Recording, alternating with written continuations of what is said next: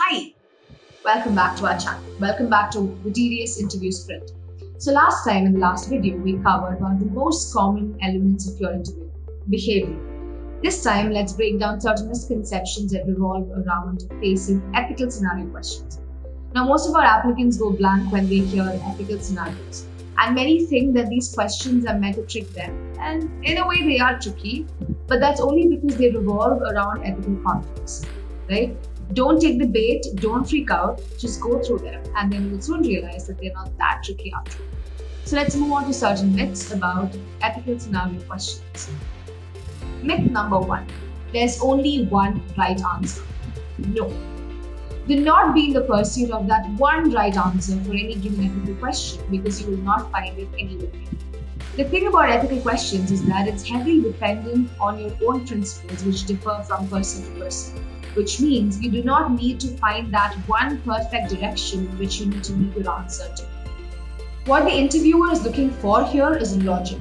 So if another person does not agree to your course of action, which they are most likely not inclined to, if you're able to justify your action, you have succeeded in your response, and that's the only thing you need to be worried about.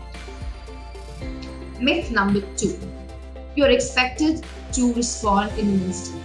No. Take your time to pause, contemplate the question, gather your thoughts, and then react.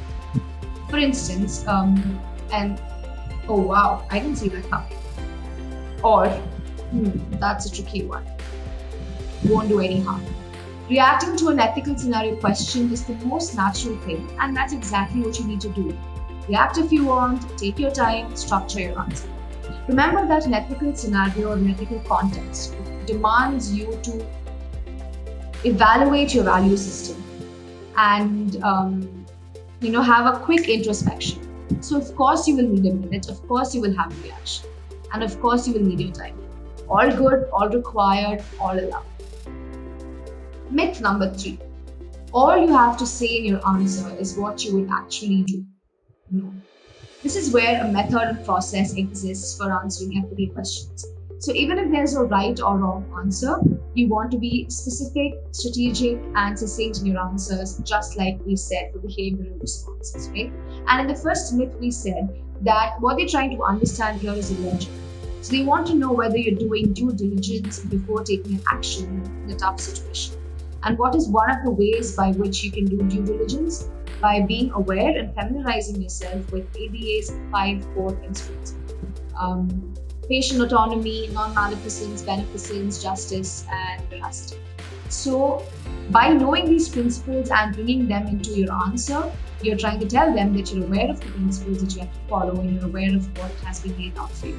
Now, this is not to say that you have to state the principles in every answer, but just to say that familiarize yourself with them, and this is most likely what they're trying to test in an ethical scenario, especially in dental ones. Now, in case it's not a dental scenario also, however you choose to do it, justify your action, because that is very, very important, more than the answer itself, or pretty much it's a complementary thing. You should state your course of action very clearly and also back it up with a clear logic. Now, like last time, let's try and analyze why ethical questions are asked in the first place. Through ethical scenarios, the school and the interview, they are trying to understand whether A, are you capable of making sound decisions in a tough situation? And B, can you make those decisions by being considerate and empathetic to everyone involved in the scenario? And C, is that decision aligned with the ethics and code of conduct that is laid down by a fraternity? So really, it's not about the solution. It's whether you have a well-rounded thought process behind the solution, and also are you communicating it effectively to your interviewer. So don't be surprised if your interviewer asks you a follow-up question, because they're trying to understand how you saw it, came out to that decision. How did you reach that decision? Now, what is the only way to get around this and get back of this? To keep practicing. Even better, practice with a non-dentist so that you can see whether you're being clear with your answers and whether they are understanding what is your logic. Take a question, answer it, keep doing that, keep taking passes at ethical questions, and you will soon get happy. And we assure you, before the next time you practice a question, Try to incorporate these elements and it will surely become easier for you.